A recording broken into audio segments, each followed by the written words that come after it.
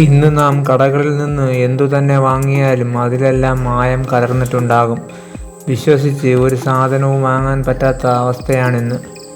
എന്നിരുന്നാലും മറ്റു മാർഗങ്ങൾ ഒന്നുമില്ലാത്തതുകൊണ്ട് തന്നെ നമ്മളിൽ പലരും ഇത്തരം വസ്തുക്കളെ തന്നെയാണ് ആശ്രയിക്കുന്നത്.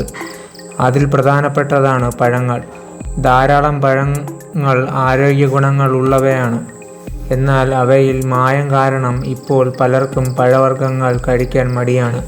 പഴവർഗ്ഗങ്ങളിൽ ചേർക്കുന്ന ഒരു രാസവസ്തുവാണ് കാൽസ്യം കാർബണേറ്റ്. പഴങ്ങൾ കൃത്രിമമായി പഴുപ്പിക്കാനാണ് ഇവ ചേർക്കുന്നത്. നിങ്ങൾ വാങ്ങുന്ന പഴങ്ങൾ കൃത്രിമമായി പാകപ്പെടുത്തിയവയാണോ എന്ന് പരിശോധിക്കാൻ ഒരു എളുപ്പവഴിയുണ്ട്. കടകളിൽ നിന്നും വാങ്ങുന്ന പഴങ്ങൾ കുറച്ചുനേരം നാരങ്ങ വെള്ളത്തിൽ മുക്കി വയ്ക്കുക.